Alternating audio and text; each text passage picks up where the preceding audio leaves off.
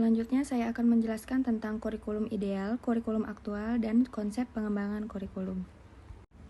Kurikulum ideal adalah kurikulum yang berisi sesuatu yang ideal atau sesuatu yang dicita-citakan sebagaimana yang tertuang dalam dokumen kurikulum pendidikan. Dan keadaan para siswa itu sendiri yang diharapkan sebagaimana dimuat dalam buku kurikulum. Kurikulum ideal merupakan salah satu bentuk kurikulum yang berisi tentang sesuatu yang dicita-citakan sesuai dengan dokumen kurikulum, seperti yang terdapat pada program tahunan, program semester, silabus, dan sebagainya. Selanjutnya yaitu kurikulum aktual. Kurikulum aktual adalah kurikulum yang dilaksanakan dalam proses pengajaran dan pembelajaran. Kenyataan pada umumnya memang jauh seperti yang diharapkan. Namun, kurikulum aktual seharusnya mendekati dengan kurikulum ideal. Kurikulum dan pengajaran merupakan dua istilah yang tidak dapat dipisahkan. Kurikulum merujuk pada bahan ajar yang telah direncanakan dan akan dilaksanakan dalam jangka waktu panjang. Sedangkan pengajaran merujuk pada pelaksanaannya tersebut, yaitu dengan secara bertahap. Selanjutnya yaitu contoh kurikulum ideal dan aktual. Contoh kurikulum ideal itu seperti kurikulum SMU tahun 1989 dan kurikulum SD tahun 1975 yang berlaku pada tahun itu dan lain-lainnya. Dan contoh kurikulum aktual itu yaitu merujuk pada bahan ajar yang telah direncanakan dan dilaksanakan dalam jangka panjang. Sedangkan pengajarannya merujuk kepada pelaksanaan kurikulum tersebut secara tak bertahap dalam belajar mengajar. Selanjutnya yaitu landasan kurikulum ideal dan aktual. Nah, pendidikan itu merupakan suatu proses sosial karena berfungsi memasyarakatkan anak didik melalui proses sosialisasi di dalam masyarakat tertentu.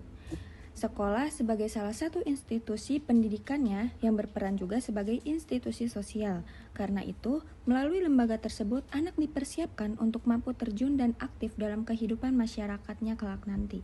Anak-anak berasal dari masyarakat dan mereka juga belajar tentang caranya bagaimana bermasyarakat.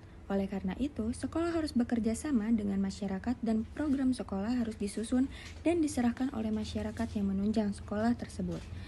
Nah, program pendidikan juga disusun dan dipengaruhi nilai, masalah, kebutuhan, atau tantangan masyarakat sekitarnya. Oleh karena itu, kurikulum ideal dan aktual harus disusun berlandaskan dasar sosiologis agar terciptanya keseimbangan di antara keduanya dan terciptalah tujuan pendidikan yang sebenarnya. Selanjutnya itu konsep pengembangan kurikulum. Yang pertama, pengertian pengembangan kurikulum. Menurut David Pratt, pengembangan kurikulum adalah proses atau kegiatan yang disengaja dan dipikirkan untuk menghasilkan sebuah kurikulum sebagai pedoman dalam proses dan penyelenggaraan pembelajaran oleh guru di sekolah.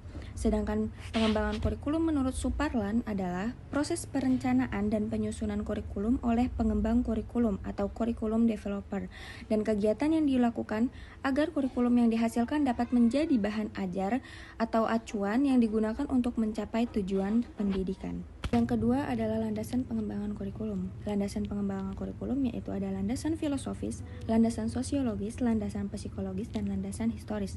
Landasan filosofis yaitu berkaitan dengan penetapan tujuan dan dasar filosofis dari kurikulum yang dikembangkan. Jadi, tadinya itu telah direncanakan, terus dipikir secara mendalam, logis, dan sistematis dalam merencanakan kurikulum tersebut. Selanjutnya yaitu landasan sosiologis. Nah, landasan sosiologis ini untuk mengembangkan kurikulum harus diketahui bagaimana nih kondisi sosial masyarakatnya juga, lingkungan belajarnya, kebudayaannya, serta perkembangan peradaban atau era yang berlangsung agar sesuai atau agar seimbang dengan kurikulum. Yang ketiga, landasan psikologis. Landasan psikologis ini menjelaskan bagaimana karakteristik siswa dan tahap perkembangannya.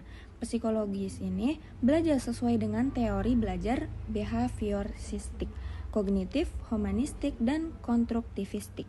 Dan yang keempat yaitu landasan historis. Landasan historis ini mengacu pada sejarah yang berpengaruh terhadap kurikulum yang dikembangkan. Selanjutnya saya akan menjelaskan prinsip pengembangan kurikulum, yaitu diantaranya ada relevansi, kontinuitas, efektivitas, fleksibilitas, dan efisiensi. Relevansi yaitu kesesuaian atau keserasian pendidikan dengan tuntutan kehidupan masyarakat.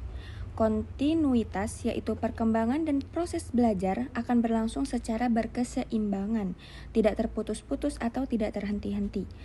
Terus efektivitas yaitu mengusahakan agar setiap kegiatan kurikuler membuahkan hasil tanpa ada kegiatan yang mubazir atau membuang secara percuma.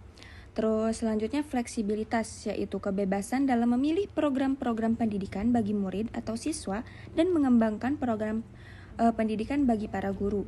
Selanjutnya efisiensi, yaitu mudah dilaksanakan, menggunakan alat-alat sederhana, dana biayanya juga murah atau terbatas. Nah, yang terakhir adalah langkah-langkah pengembangan kurikulum, yaitu yang pertama diagnosis kebutuhannya, yang kedua perumusan tujuannya, yang ketiga pemilihan dan perorganisasian materi, yang keempat pemilihan dan pengorganisasi pengalaman belajar, dan yang terakhir pengembangan alat evaluasinya.